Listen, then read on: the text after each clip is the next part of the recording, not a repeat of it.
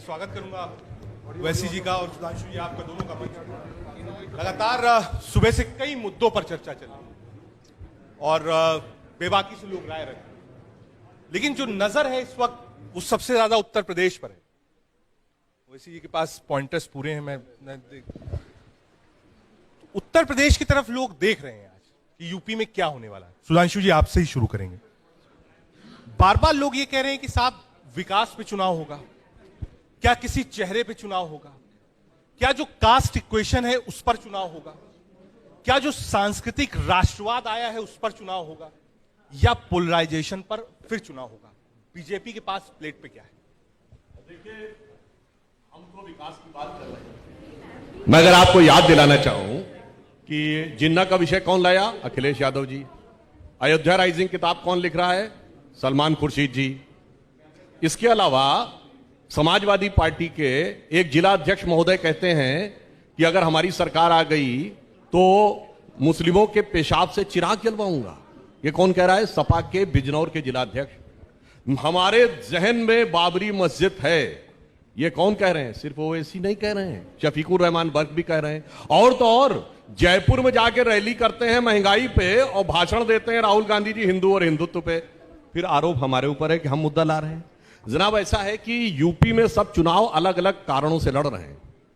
Samajwadi party जिसकी की जमीन खिसक रही है उसे अपनी खिसकती हुई जमीन बचानी है। बहुजन समाज पार्टी की जमीन चली गई है, उसे अपनी जमीन तलाशनी है। कांग्रेस पार्टी को सिर्फ अपनी उपस्थिति दर्ज करानी है और ओवैसी जी जैसे नेता हैं जिनको सिर्फ आग लगानी है और सिर्फ भारतीय जनता पार्टी को सरकार बनानी है। ठीक है, ठीक है, पक्ष आपने रखा।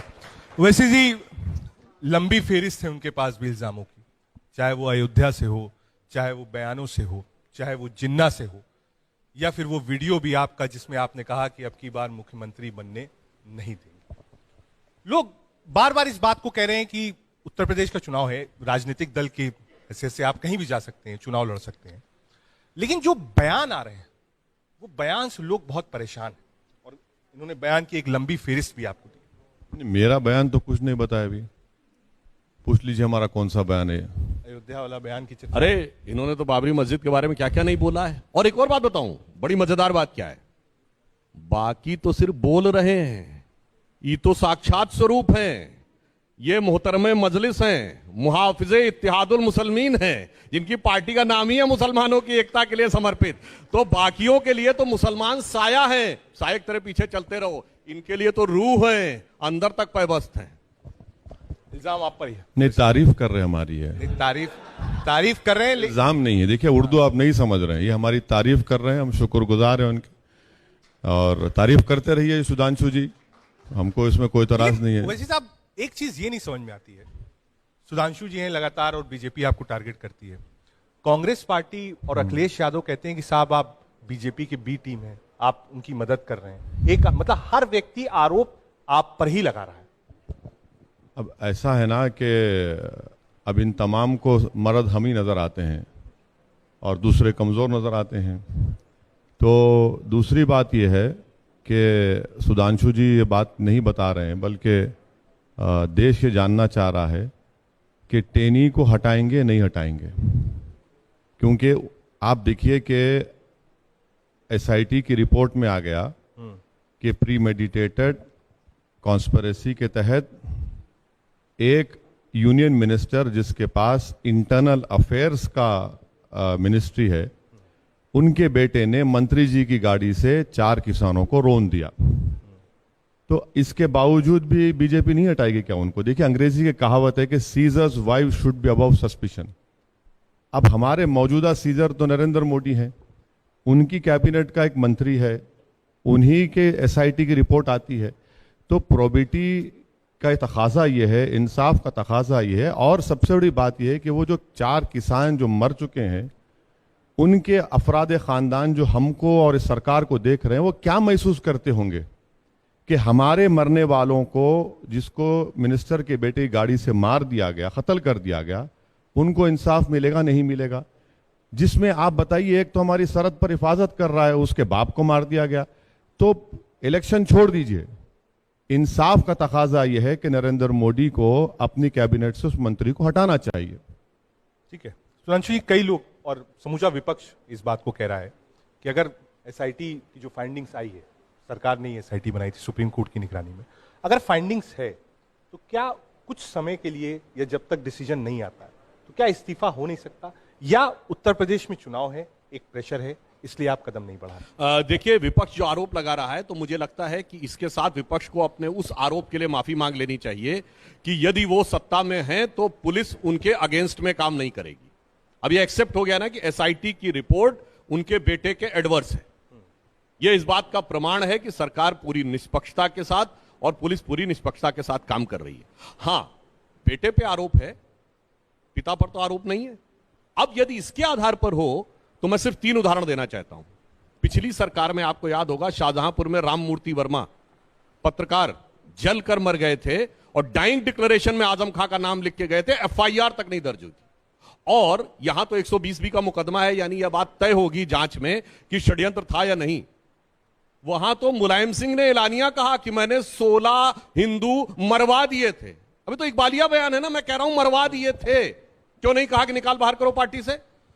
5000 सिखों की हत्या के बाद बतौर प्रधानमंत्री स्वर्गीय राजीव गांधी जी ने क्या कहा? बड़ा पेड़ गिरता है तो धरती हिलती है। ये तो सीधे एक्सेप्टेंस हो गया ना कि हां 5000 मरे तो ठीक था।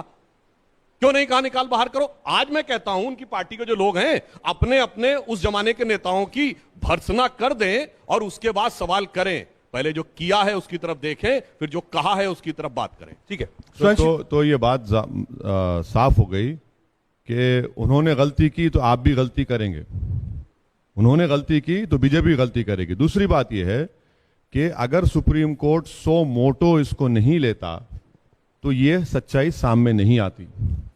तीसरी बात यह है कि मुलायम सिंह यादव का आपने जिक्र किया, यही मुलायम सिंह यादव ने 2019 के पार्लियामेंट के चुनाव से पहले पार्लियामेंट में खड़े होकर नरेंद्र मोदी को कहा कि तुम दोबारा जीत जाओ, मेरा आशीर्वाद साथ है। नरेंद्र मोदी खड़े होकर सर झुकाकर नमस्ते किए उनको। अभी भी पकड़ लीजिए ना, कौन रोक रहा है आपको?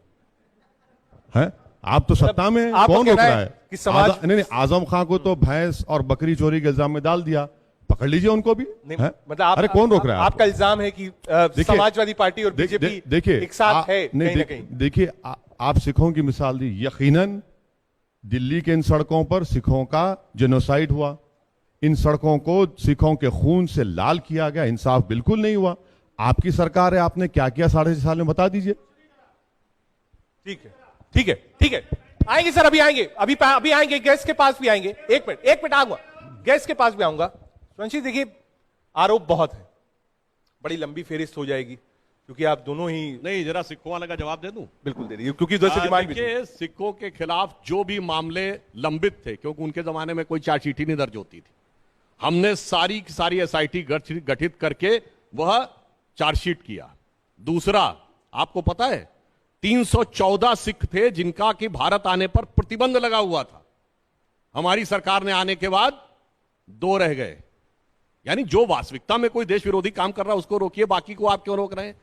तीसरा, एक छोटी सी बात कह दूं, बाकी तो फेरिस्त बहुत लंबी है।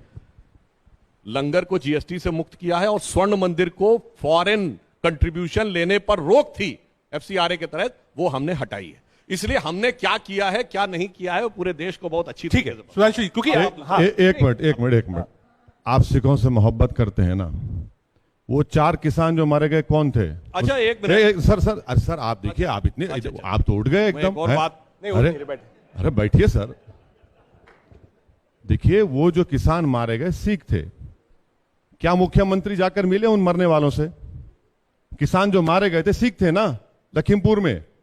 आप बुला लेते उनको अपने घर पर, या नहीं जाते तो कम से कम हमारे दोस्त सुधांशु जी को बोलते कि भाई तुम जाकर मिल लो, कम से कम उनका हाथ पकड़ो, आंसू पोंछ दो। वो भी नहीं करने देते। देखिए, दोनों बातों पे जवाब दूं। वहां पर 4 लोग नहीं 8 लोग मारे गए। 4 लोग कुचल कर मारे गए और 4 लोग घेर कर लाठी डंडों से पीट कर मारे गए। जो कुचल के मारे गए उसमें षड्यंत्र का मुकदमा है, यह साजिश थी, यह साबित करना पड़ेगा। पर जो घेर कर मार दिए गए वो तो सरासर हत्या है, उस पर कोई सवाल नहीं। और सिखों के लिए बड़ा हमदर्दी है। अरे ये तो उस पार्टी के हैं जिन्होंने कहा था हमने 800 साल इस मुल्क पे हुकूमत की।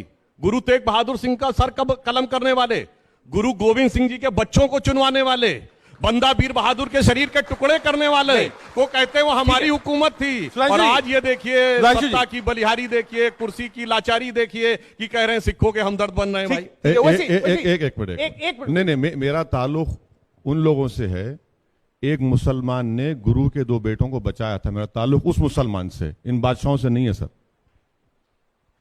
तो आप ये कहते हैं कि आपके ही पार्टी के नेता और आपके भाई जिन्होंने कहा था मैंने 800 साल इस देश पे हुकूमत की, आप उस बयान को गलत कहते हैं या उसके लिए क्या कार्रवाई की थी? नहीं, देखिए, मुगलों की हुकूमत थी, आप इनकार करेंगे क्या? नाम बदल दीजिए रोड का, आपको कोई एतराज नहीं। कहते कहते दिल की आरजू लबों पे आ ही गई, मुगलों की हुकूमत इनकी थी, मान लिया इन्होंने। नहीं, मेरी नहीं थी सर, मेरा ताल्लुक मुगलों से है ही नहीं।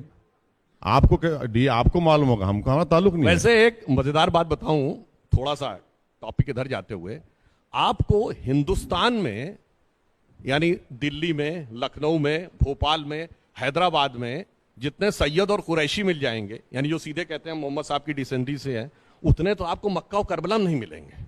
ये गजब आपको यहां पर भारत में दिखाई पड़ेगा। हाँ। अपने को जोड़ने का एक ऐसा प्रयास कि बाहर से अपने को जोड़ने का जो एक प्रयास है, वैसे वो आजकल बहुत ज्यादा जमाने में चलने वाला नहीं है। ये जो कोरोना के चक्कर में जो आप जीनोम सीक्वेंसिंग पढ़ते हैं ना, ओमिक्रॉन आ रहा था, क्या होता है, एक जीनोम का पैटर्न तो उसका पूरा जेनेटिक पैटर्न आ जाता है, कुछ दिनों में जेनेटिक पैटर्न आ जाएगा, सब समझ में आ जाएगा, सब हिंदुस्तान के कोनो बाहर का नहीं। सुधांशु जी, लेकिन जब बात आपने कही कि उत्तर प्रदेश में एक मिनट खर्जा बाकी नहीं रखना चाहिए। अच्छा, पूरा कर लीजिए। ये सैयद शाहनवाज हुसैन मेरी पार्टी के हैं। हाँ, आप ही नहीं, मैं तो कह रहा हूं। नहीं, सैयद शाहनवाज हुसैन, मुख्तार अब्बास नकवी, सर इनसे पूछ लीजिए जरा।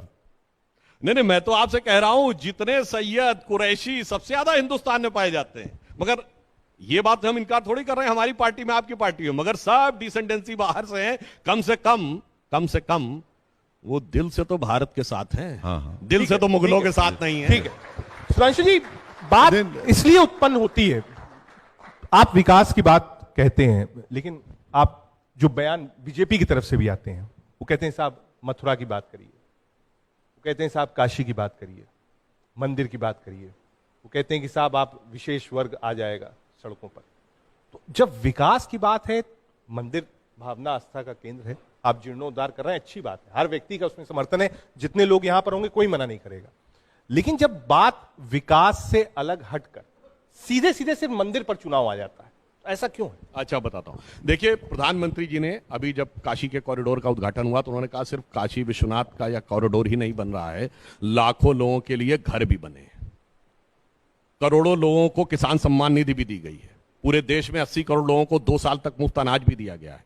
और इतना ही नहीं, शौचालय बनवाने से लेके स्टार्टअप में सबको सहयोग देने से लेके आयुष्मान भारत तक सब कुछ हुआ है। मगर काशी क्यों जरूरी है, मैं ये बताना चाहता हूं। जिस क्षण आप काशी विश्वनाथ के आगे श्रद्धा से अपना सर झुकाते हैं, तो आपके श्रद्धा के केंद्र उत्तर में अमरनाथ से लेके दक्षिण में रामेश्वरम तक, और पूर्व में सोमनाथ से, पश्चिम में सोमनाथ से लेके पूर्व में मल्लिकार्जुन तक ही नहीं जुड़ते, पशुपतिनाथ तक जुड़ते हैं और पाकिस्तान के कटास राज तक जुड़ते हैं।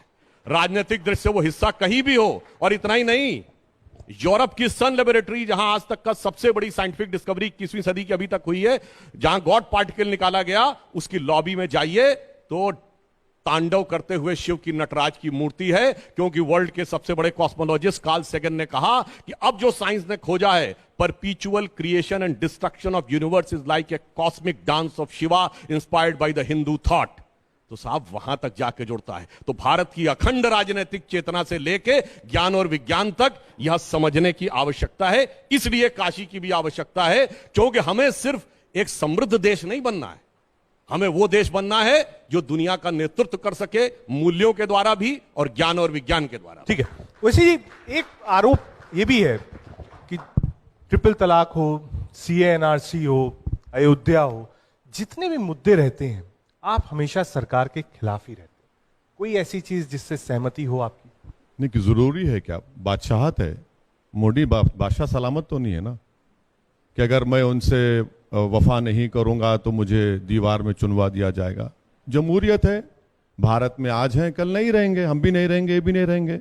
ये वफा की बात आप क्यों कर रहे हैं? वफा की बात अपनी बीवी से करिए, अपनी महबूबा से करिए, वजीर आजम से क्यों मैं वफा नहीं, करेंगे? लोग कहते हैं कि देश से साहब, वफा करिए। हर देखिए चीजों- देखिए सुनिए, हर चीज पर नहीं, आप सुनिए। अलग रहते हैं। हाँ बिल्कुल हर अलग है। चीज पर आप काउंटर हाँ, करते हाँ हैं। बिल्कुल कोई है। तो ऐसी चीज होगी जिसको आप छोड़ दिए, नहीं। कहीं नहीं साहब सरकार ने अच्छा काम कर दिया। आप लोग कर रहे हैं ना, मीडिया के लोग नहीं, बहुत जहां अच्छा गलत कर है, रहे हैं, हम देखिए, क्या करेंगे? काशी उसमें? मथुरा की हाँ, बात कही, सुनिए। मैंने तुरंत बोल दिया कि आप विकास की बात कर रहे हैं, काशी की बात कर रहे हैं। देखिए, मुल्क से वफादारी करना है, प्राइम मिनिस्टर से अगर गलत करेंगे तो उनके खिलाफ बोलना है, मगर मौजूदा माहौल ऐसा बना दिया गया है कि वजीर आजम से वफादारी मुल्क से वफादारी के बराबर हो गया। अब किसानों के खिलाफ 1 साल एहतजाज करा, क्या क्या नहीं कहा गया बीजेपी से कि ये किसान आईएसआई के एजेंट हैं, ये वहां से पैसा ला रहे हैं, एंटी नेशनल हैं, आपको वापस जाना पड़ा। तो ये हुकूमत जमहूरियत को जिंदा अगर रखना है ना सर, तो आपको डिसेंट जरूरी है, और डिसेंट का तकाजा कॉन्स्टिट्यूशन में फंडामेंटल राइट है, आप उसको कैसे जोड़ देंगे? CAA का कानून गलत है, मैं कह रहा हूं आज भी, इक्वालिटी के फंडामेंटल राइट के खिलाफ है। ट्रिपल तलाक का कानून आपने कानून बना दिया, कौन सा इंसाफ मिला मुस्लिम महिलाओं को बता दीजिए? डिजर्शन बढ़ रहा है, हमने उस वक्त भी कहा। तो जरूरी नहीं है कि हर चीज पर, हाँ सुधांशु जी उस बीजेपी के पार्टी के हैं, उनको जाहिर है उनको एक लाइन क्रॉस नहीं कर सकते, वो बीजेपी में वो कर सकते हैं, हम क्यों करें? वैसे आपने जो बात कही, मुझे एक और चीज अच्छी याद आई। इनकी पार्टी का नाम है मजलिसे इत्तेहाद। इत्तेहाद कहते हैं यूनिटी को उर्दू में। इनका नाम हो जाना चाहिए मजलिसे इख्तलाफुल मुसलमीन।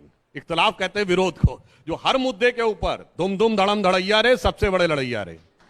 ठीक है, देखिए फिर से हमारी तारीफ की है, अब आप फिर लोग से की हमारी तारीफ आप की लोगों है। की नहीं, पुरानी मैं- दोस्ती है, नहीं नहीं, हाँ दोस्ती दोस्ती जरूर है, है। इसको भी जनता को बताइए। ना, जनता ना। में इंप्रेशन जाता है कि आप लोगों की दोस्ती नहीं है। अरे है भाई, हम इनकी बड़ी इज्जत करते हैं, बल्कि हम ये मानते हैं कि बीजेपी में अगर कोई पढ़ा लिखा समझदार आदमी तो यही है, बाकी के नहीं है कोई भी। कॉम्प्लीमेंट आप ही के लिए है सुधांशु जी, कॉम्प्लीमेंट आपको ही मिला है, और देखिए किसी को नहीं देते। और अगर इनको मंत्री बना दिया जाए तो बेहतर काम करेंगे। एग्रीकल्चर मिनिस्टर बनना चाहिए उनको। अब ये तो कॉम्प्लीमेंट आपके लिए है। नहीं, मैंने इनके प्राइम मिनिस्टर से देखिए वफा हो ना हो, लेकिन आपसे वफा है। ये देखिए एक चीज इन्होंने कही। देखिए, मैं एक बात कहता हूं, वैचारिक दृष्टि से हम इनके घनघोर विरोधी हैं।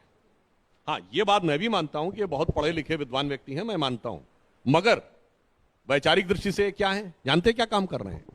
ठीक 100 साल पहले 1920 में, याद कीजिए जिन्ना ने क्या कहा था, क्यों गांधी, नेहरू, तिलक, गोखले के पीछे खड़े रहोगे, अब अपनी पार्टी बनाओ। आज 20 साल बाद ये वही कह रहे हैं, क्यों मुलायम सिंह, मायावती, राहुल गांधी इनके पीछे खड़े रहोगे, अब अपनी पार्टी बनाओ।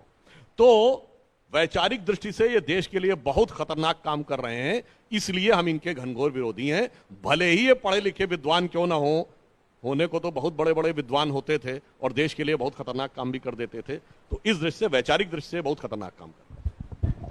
जवाब दें आप? नहीं, आप चाहें, देखिए सुनिए, अब पहले तो उन्होंने कह दिया कि एक मुसलमान पढ़ा लिखा है, बड़ी शुक्रिया सर आपका, आपने मान लिया।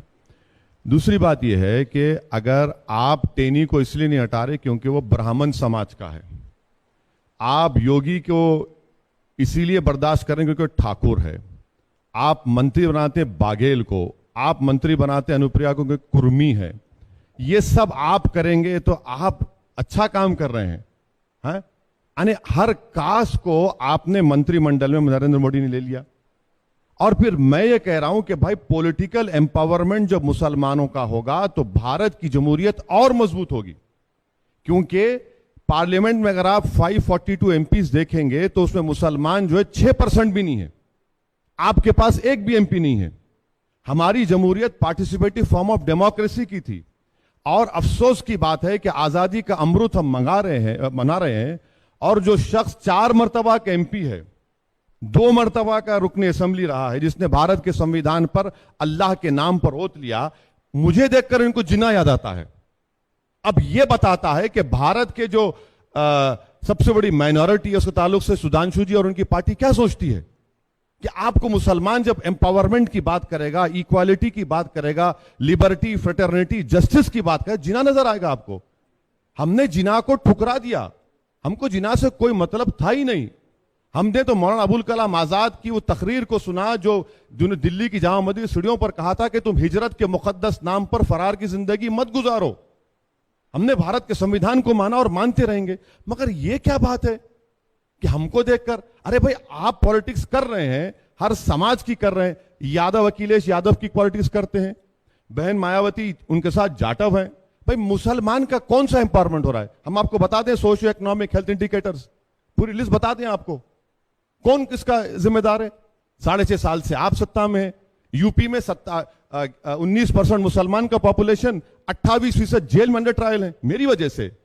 2% ग्रेजुएट नहीं होते मेरी वजह से। ड्रॉप आउट रेट हाईएस्ट मुसलमानों का मेरी वजह से। यही चीजों के लिए हम लड़ रहे हैं। इससे भारत मजबूत होगा। इससे जो फिसिपियस टेंडेंसीज हैं, जो लोग एक्सट्रीम किस्म के, उनका कमजोर हो जाएंगे वो लोग।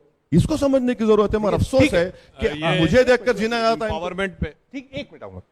वैसे ही मैं आपकी सारी बात से सहमत हूं, लेकिन लोग इसको सुनने के बाद ये भी पूछते हैं कि अतीक अहमद को एम्पावरमेंट दे के आप क्या करें? टेनी तो मिनिस्टर है ना, उसके घर को लगाइए बुलडोजर, बाबा को बोलिए उसके बेटे का घर तोड़ा दो, तोड़ाएंगे बाबा के घर का। सुधांशु जी, आप ही को जवाब देना इस पे। देखिए, घर तोड़वाया जाता है इलीगल प्रॉपर्टी पे जनाब, और अगर उसको किसी ने किसी प्रकार का उसके ऊपर जुर्माना लगाया जाए ना दे। मगर इन्होंने एक बड़ी मजेदार बात कही, माइनॉरिटी मुसलमानों का एम्पावरमेंट। मैं ये बात पहले ही बोल चुका हूं, फिर आपसे कहता हूं, जब ये देश आजाद, ये बताइए इस समय इस देश की सबसे छोटी माइनॉरिटी कौन है? पारसी। 0.1%, 0.01% सबसे पढ़ी लिखी कम्युनिटी है। सबसे प्रॉस्परस कम्युनिटी कौन है? जैन, 1% की माइनॉरिटी है। सबसे इंटरप्रेन्योर कम्युनिटी कौन है? सिख, 1.8% की माइनॉरिटी है। और भैया माइनॉरिटी में जो घनघोर मेजॉरिटी है उसी को समस्या है। अब जब देश आजाद हुआ, कोई पारसी रियासत थी, कोई जैन रियासत थी, कोई क्रिश्चियन रियासत थी? एक दो महाराजा पटियाला वगैरह छोड़ दे, सिख रियासतें भी नहीं थी। और वो तो आज इतना आगे हैं, इंपावरमेंट है उनका। और जिनकी लाइन लगा के थी कि पटौदी के नवाब, लखनऊ के नवाब, भोपाल के नवाब, हैदराबाद के निजाम, जूनागढ़ के नवाब, वो आज कहते हैं कि साहब हम मजलूम हो गए, हम पीछे रह गए। और एक फैक्ट और बता दूं, 2% ग्रेजुएट, और वो कहा, मैं 1931 सेंसस बोल रहा हूं क्योंकि वो जात के आधार पर हुई थी। उस समय देश की साक्षरता दर थी 8%, यूपी की साक्षरता दर थी 7%। हिंदू समाज में सबसे पढ़ी लिखी जाति थी ब्राह्मण, जिसकी साक्षरता दर थी 15%, क्षत्रियों की थी 13%, और सैयद मुसलमानों की 24%। राष्ट्रीय दर से 3 गुना ज्यादा। आज अपने मुंह से बोल रहे हैं 2% रह गए। क्यों? एक जमाने में जो कभी हुक्मरान वक्त थे, जो फतवा आलमगीर थे, जो बादशाह जिंदा पीर थे, वो सब के सब कहते हैं कि अब हम मजलूम हो गए। आप खुद सोचिए कि आप इस मुकाम तक क्यों पहुंचे हैं। अगर आपने, ये जानते क्यों पहुंचे हैं? किसी को किसी की मोहब्बत ने मारा, किसी को किसी की अदावत ने मारा, और शराफत अली को सेकुलर सियासत ने मारा। नहीं, मैं तो सेकुलर नहीं हूं। नहीं, वो तो मना करते हैं, वो तो इस शब्द से मना करते हैं। नहीं, सुनिए, सुधांशु जी ये रिपीट करते थे हमेशा। राज्यसभा में तकरीर दिए थे। देखिए, ये बादशाह जो थे, नवाब थे, ये सब चले गए, पाकिस्तान चले गए, जो पढ़े लिखे लोग थे। भाई इस भारत के संविधान के तहत आप मुसलमानों से इंसाफ नहीं करेंगे। आपके पास से एक मुसलमान एमपी नहीं जीत पाता है। गुजरात में बरसों से आपकी हुकूमत रही है, एक एमपी नहीं जीता पाते। इन डिस्क्रिमिनेशन को बीजेपी ने और नरेंद्र मोदी की सरकार ने मुसलमानों के खिलाफ एम्बेडेड कर दिया और मुसलमानों के खिलाफ इस देश में नफरत पैदा कर दी। यह कारनामा 6.5 साल का नरेंद्र मोदी का रहा सवाल तालीम का। हम पुकार रहे हैं पार्लियामेंट में कि माइनॉरिटीज को, मुसलमानों को नहीं। आप डिमांड ड्रिवन स्कॉलरशिप दो, आप नहीं देना चाहते। क्यों नहीं देना चाहते? पूछ लीजिए मुख्तार अब्बास नकवी से। 50,000 मदरसों के टीचर्स हैं, 4 साल से तनख्वाह नहीं मिलती। हम उठाते हैं उसको तो मुख्तार साहब कहते हैं देखा जाएगा। ये इन चीजों पर आपको गौर करना पड़ेगा। मगर मुसलमान को देखते ही जिना क्यों आता आपको? आपको मुसलमान को देखकर अबुल कलाम आजाद क्यों नहीं आता? अशफाकुल्लाह खान याद क्यों नहीं आता आपको? अच्छी पिक्चर्स हैं सुधांशु, देखिए जो अच्छा आप, और ये बात समझनी होगी। देखिए, ये जो नाम बता रहे हैं, नहीं, वो नाम नहीं याद आते हैं। और दूसरा अच्छा, अडवाणी साहब ने शेयर, जो सम्मान, अडवाणी साहब ने क्या लिखा था जीना के बारे में? इतनी जो माहौल बनाया गया, ऐसा इनका आरोप है। इन्होंने कहा कि स्थान देने की बात, तो मैं याद दिलाना चाहता हूं, आज 16 दिसंबर है, 1971 की वॉर की गोल्डन जुबली है, जीत की। उस जीत में 3 लोगों की सबसे बड़ी भूमिका थी। जिसने पैराट्रूपर्स को ढाका में लीड किया वो कौन थे? जनरल जे जैकब। देखिए, मैं जरा सज्जाद का भी नाम ले लीजिए, जिसने सीक्रेट्स लेकर आया था, वो मुसलमान था। हाँ, वो सज्जाद मुसलमान सीक्रेट्स लाकर दिया था। आ रहा हूं बिल्कुल। आइए। तो क्या था? वैसे तो फौजियों का मजहब नहीं बताना चाहिए, पर वो थे यहूदी। Chief of the eastern command जिन्होंने कि सरेंडर करवाया, जनरल जगजीत सिंह अरोड़ा, वो थे सिख। और भारत का उस समय आर्मी चीफ कौन था? General Sam Manekshaw, Parsi. इसमें से किसी ने नहीं कहा था कि मुझे स्थान दो। अपनी काबिलियत पे आके उन ऊंचाइयों पे जाके बैठे थे। और दूसरी मैं ये बात बताना चाहता हूं, जो अभी आपने दूसरा सवाल क्या किया था? भाई एक माहौल हाँ, ऐसा बनाया जा एक रहा है कि माहौल। आप कई साहब नफरत देखिए, का माहौल यूपी बन रहा है। चल रहा है। यूपी में एक से एक काबिल मुस्लिम थे। देशभक्ति की मिसाल जो हम लोगों ने बचपन से सुनी, अशफाक उल्ला खां, ब्रिगेडियर मोहम्मद उस्मान, वीर अब्दुल हमीद, और इतना ही नहीं, एक से एक काबिल लोग। आप याद करिए बचपन के जमाने के आपने जो शायरों के नाम सुने होंगे, तो कौन सुने होंगे? मजरू सुल्तानपुरी, कैफी आजमी, जोश मलिहाबादी, अकबर इलाहाबादी, जिगर मुरादाबादी। अब काहे पैदा होने सब बंद हो गए? अब कौन नाम सुनते हैं? क्योंकि आप मुख्तार अंसारी, अतीक अहमद, अबू सलेम, छोटा शकील। क्योंकि अब देश सेकुलर हो गया। नहीं, क्योंकि 1976 में देश हो गया सेकुलर, उसके बाद काबिलियत गई, देशभक्ति। और मैं एक और बात कहता हूं, इसका जवाब इसका जवाब लेने भूल जाए। एक लाइन और बोल हाँ, दूं। बोलिए। 2 लाइन लीजिए। अभी काशी में जब गए थे, तो जब यह देश आजाद हुआ, तो लाल किले पे शहनाई किसने बजाई थी? उस्ताद बिस्मिल्लाह खान ने। वो काशी के रहने वाले थे।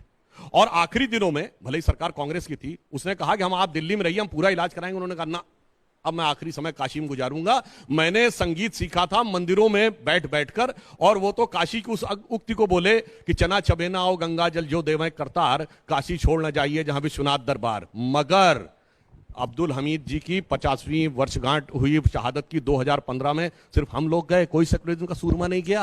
वीर आजमगढ़ में कोई जवाब नहीं ले ले, गया। वक्त की थोड़ी कमी है। उन वैसे ही जगहों पे closing बताइए कमेंट। आप लोग कितनी बार नहीं, ये सब सही है। एक मुसलमान को जिताते क्यों नहीं भी लोकसभा में बीजेपी वाले? अब ये भी आप जवाब आते ही देता नहीं हूं। है, कोई दिखता ही नहीं है आपके पास। ये भी जवाब अच्छा, देता हूं। और सर सुनिए, ये भी जवाब देता हूं। सुनिए, सुधांशु जी, आप सुन तो लीजिए। हाँ, थोड़ा इधर भी मामला है। हाँ। नहीं, आप इतना बोले हैं, ये राइट पे बैठे हैं तो राइट विंग को चला दिए हैं। तो ये नहीं, आप जिताते क्यों नहीं? और दूसरी बात ये है कि भाई एम्पावरमेंट की बात बुरी बात क्या है? एम्पावरमेंट की बात बुरी बात क्या है? CAA का कानून आप बनाए, किस लिए बनाए भाई आप? अगर आप नहीं बनाते कानून, वो उसको रिलीजन न्यूट्रल करते, तो आज अफगानिस्तान से जो तालिबान के खिलाफ है हमारे साथ होते हैं आज आपके साथ। मैं तो पार्लियामेंट में कहा इस बात को, मगर आपको जिद थी। अच्छा, चीन लद्दाख में बैठा है, नरेंद्र मोदी शिवाजी औरंगजेब की बात करेंगे, शी जिनपिंग की बात नहीं करेंगे। भारत के माने डेप्सांग पे बैठा। और मैं आपको आज इस प्रोग्राम में कह रहा हूं कि खुदा ना खास्ता चीन सियाचन को कट कर देगा भारत के लिए। यह खतरा आज हमारे लिए, मगर नरेंद्र मोदी की जबान पे चीन आता ही नहीं है, जिक्र ही नहीं होता चीन का। चलिए, क्लोजिंग कमेंट सुधांशु जी। चीन पर एक आरोप लगाया और कई आरोप लगे चीन पर। देखिए, सिर्फ एक लाइन कहता हूं, ये कहना कि सियाचिन कट कर देगा। देखिए, मैं तो लखनऊ का रहने वाला, हम लोग क्या एक कहावत थी, अमा मियां वो दिन लद गए जब उस्ताद लल्लू का फाख्ते उड़ाया करते थे। तो वो जमाना गया। चलिए, दूसरी एक इन्होंने ये कहा था कि सीए में बाकियों क्यों नहीं देते। सिर्फ एक लाइन बोलना चाहता हूं, थोड़ा सा आपका 30 अरे, सेकंड प्लीज, एक्स्ट्रा प्लीज। चला जाएगा। ऐसा था कि हम लोगों के यहाँ, आपको याद हो, 1954 की एक बड़ी फेमस फिल्म थी जागृति। हम लाए हैं तूफान से किश्ती निकाल के, इस देश को रखना मेरे बच्चों संभाल के। ठीक उसी की नकल पे 1955 में पाकिस्तान में फिल्म बनी थी बेदारी। उसमें ठीक यही गाना था, जाके यूट्यूब पे चेक कर लीजिएगा। हम लाए हैं तूफान से कश्ती निकाल के, इस मुल्क को रखना मेरे बच्चों संभाल के। और उसकी आखिरी लाइन जानते क्या थी? बरसों के बाद फिर उड़े परचम हिलाल के।